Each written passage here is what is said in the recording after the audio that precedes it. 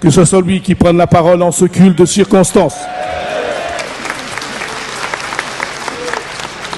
Et maintenant, tous ensemble, nous ouvrons notre Bible et nous lisons dans la première épître de Jean, de l'apôtre Jean, au chapitre 4 et au verset 9.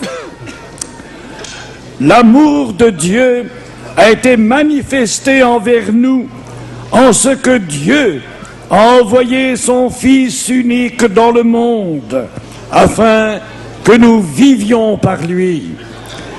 Et cet amour consiste non point en ce que nous avons aimé Dieu, mais en ce qu'il nous a aimés et a envoyé son Fils comme victime expiatoire pour nos péchés. Le Seigneur est venu sur la terre pour sauver les hommes.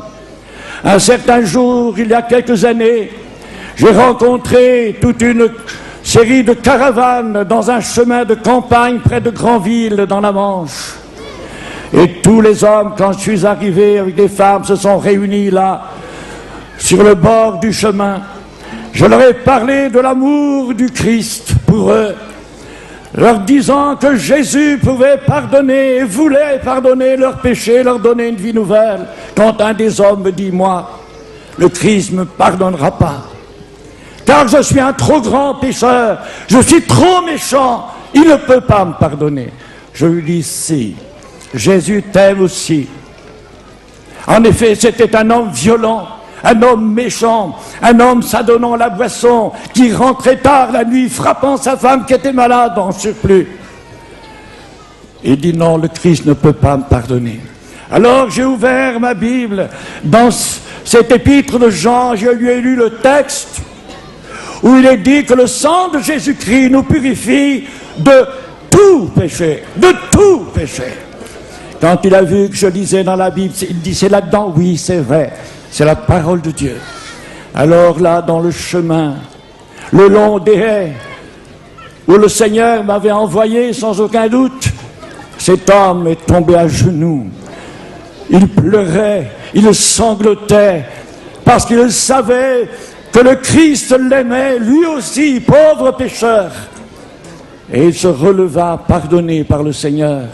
Plus tard, sa femme fut miraculeusement guérie. Et lui devint prédicateur de l'Évangile. Mais ceci ne nous fait-il pas penser à ce moment où le Christ, invité par des hommes riches dans leur maison pour prendre le repas, il y a là plusieurs invités, quand tout à coup, une femme entre précipitamment et se dirige, non pas vers les apôtres, mais vers le Maître, se jette à ses pieds et sanglote. Elle pleure tellement que les pieds de Jésus sont mouillés de ses larmes. Elle est là, suppliant le pardon de celui que Dieu a envoyé pour sauver les hommes. Et là, alors, elle va essuyer les pieds de Jésus avec ses longs cheveux. Pourtant, les hommes qui sont là regardent ces scènes et disent, si ce Jésus savait de quelle espèce est cette femme, il la renverrait. Et lui, le Christ, a accepté qu'elle soit là, à ses pieds. Il a renvoyé, c'est vrai, mais en lui donnant son pardon et lui disant, va et ne pêche plus. Et vous connaissez cette autre scène de l'Évangile, quand des hommes amènent une femme surprise en faute et qui doit, selon la loi, être lapidée. Les pierres sont déjà dans les mains pour tuer, pour massacrer ces pauvres femmes. Et Jésus est là. Et il arrête tout le monde. Il dit que celui qui est sans péché prenne le premier la pierre et la jette contre ces femmes. Et tous sont partis, depuis les plus anciens aux plus jeunes. Parce que nous sommes tous des pécheurs et tous ont péché. Mais lui, Jésus, c'est le pur, le saint, sans péché, qui peut pardonner les péchés de tous les hommes et de toutes les femmes qui viennent à lui. Le Seigneur est le Seigneur de l'amour. Et nous l'aimons parce qu'il nous a aimés le premier. Amen. Le Seigneur est venu pour nous sauver. Et sauver même ceux qui sont les plus bas tombés dans la souillure, dans le mal. Et vous souvenez de ce moment où le Christ est sur la croix, agonisant à cause de vos péchés, de mes péchés. Il meurt à notre place, subissant le châtiment qui nous donne la paix. Et à côté de lui, un brigand qui reconnaît ses fautes, s'adresse au Seigneur et lui dit: souviens-toi de moi quand tu viendras dans ton règne. Et le Christ alors lui promet d'être avec lui dans le paradis. Aujourd'hui, tu seras avec moi dans le paradis. Quelle bonté, quel amour! Il pardonne même à ce brigand qui va mourir, mais qui entrera dans le paradis parce que le Christ l'a aimé. Il n'y a pas de plus grand amour que de donner sa vie pour ses brebis, dit l'Écriture. C'est Jésus lui-même qui le dit. Et ceci me fait penser à un acte généreux de mon père au début de la Grande Guerre, la dernière guerre, à Reims. C'était le moment où il y avait les bombardements et il y avait dans le port de Reims, là au canal, le scaphandrier Nénès qui réparait au fond du canal quelques trous. Et à ce moment-là, à cette époque-là, les scaphandriers n'étaient pas comme aujourd'hui. Le scaphandre était très lourd à porter. Et dans le fond, il y avait le scaphandrier Nénès qui recevait l'air pour ses poumons par des hommes qui faisaient manœuvrer une pompe. Et quand les bombes sont tombées, ces deux hommes qui manœuvraient la pompe ont pris la fuite de crainte de mourir.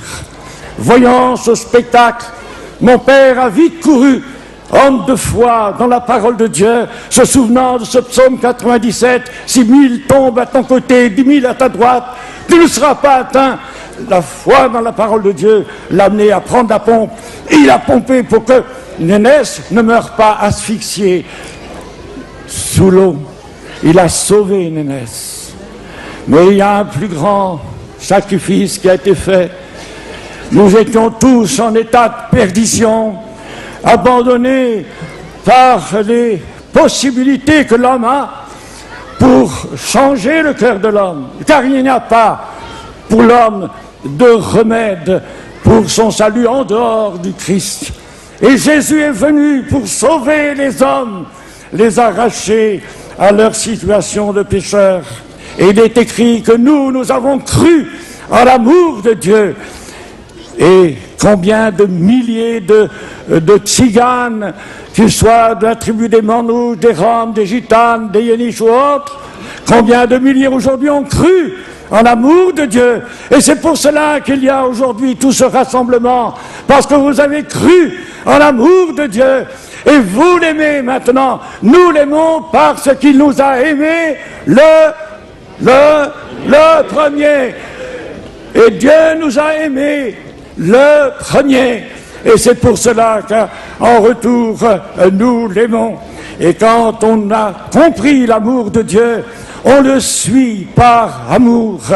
Nous ne vivons plus dans la crainte, mais par Jésus-Christ, nous avons obtenu la paix avec Dieu et la paix intérieure dans nos vies. Oui, nous l'aimons parce qu'il nous a aimés. Et nous savons maintenant que nous sommes enfants de Dieu. Et comme dit l'apôtre Jean, ce que nous serons bientôt, cela sera glorieux parce que nous le verrons tel qu'il est dans toute sa gloire. Oui, nous aimons Jésus de tout notre cœur. Nous l'aimons parce que lui, le Christ sur la terre, a démontré son amour et il n'a jamais repoussé celui qui venait à lui. N'a-t-il pas dit cette belle parole que les gitans expriment d'une manière toute naturelle et dont je me souviens de ces premiers prédicateurs qui disaient: le bon Seigneur, il a dit, je ne foutrai pas dehors celui qui vient à moi. Et cela, ça veut dire tout ce que ça veut dire, que Jésus ne met pas dehors celui qui sincèrement, avec confiance et foi, s'approche de lui. Alors, Chers frères et sœurs, nous allons maintenant ensemble exprimer notre reconnaissance à celui qui nous a aimés le premier. Ne l'oubliez jamais, c'est Jésus qui vous a aimés. Dieu a tant aimé le monde et Christ nous a aimés, et cet amour du Père et du Fils nous ont permis de devenir de nouvelles créatures. Et ici, au milieu de nous, il n'y a qu'un seul Sauveur, Jésus-Christ. Il n'y a qu'un Maître, c'est Jésus-Christ. Et nous sommes tous frères et sœurs grâce à l'amour du Christ. Oui, nous l'aimons, ce Seigneur, et nous le verrons bientôt dans toute sa gloire. Mais avant même que nos yeux le voient, nous savons qu'il vit dans nos cœurs, qu'il est présent dans nos vies, parce qu'il nous a aimés. Malgré nos péchés, malgré nos fautes, malgré nos misères, il nous aime et il veut nous pardonner et nous aider à vivre une vie nouvelle avec lui. Alors nous voulons le lui dire ensemble maintenant. Nous t'aimons, Seigneur Jésus. Comme Jésus posa la question à l'apôtre Pierre, il vous la pose à vous aussi ce matin, à chacun d'entre nous. M'aimes-tu? M'aimes-tu? Alors que ceux qui sincèrement aiment le Seigneur, qui l'aiment parce qu'il les a aimés le premier, parce qu'il a donné sa vie sur la croix pour notre rédemption, alors que ceux qui l'aiment sincèrement, voulez-vous lever la main? Vous l'aimez, Jésus? Alors nous allons faire quelque chose de plus. Nous nous levons maintenant ensemble et nous levons les mains vers le Seigneur et ensemble nous le remercions pour son amour. Oui, Seigneur, tu as aimé les pécheurs. Toi, oh Jésus, quand tu étais sur la terre, tu mangeais même avec les gens de mauvaise vie, parce que tu les aimais. Tu as aimé la pécheresse et tu lui as pardonné. Tu as aimé le brigand et tu lui as pardonné. Et tu nous as aussi aimés, Seigneur Jésus. Nous étions aussi au nombre des pécheurs.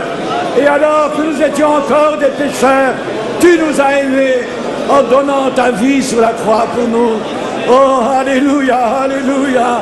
Nous t'aimons, Jésus. Nous ne pouvons pas t'exprimer notre amour, mais Seigneur, nos cœurs te le disent. Nous t'aimons. Nous t'aimons, Jésus, parce que tu nous as aimés. Et nous voulons t'aimer d'un amour inaltérable. Garde-nous dans la foi en toi. Seigneur, garde-nous.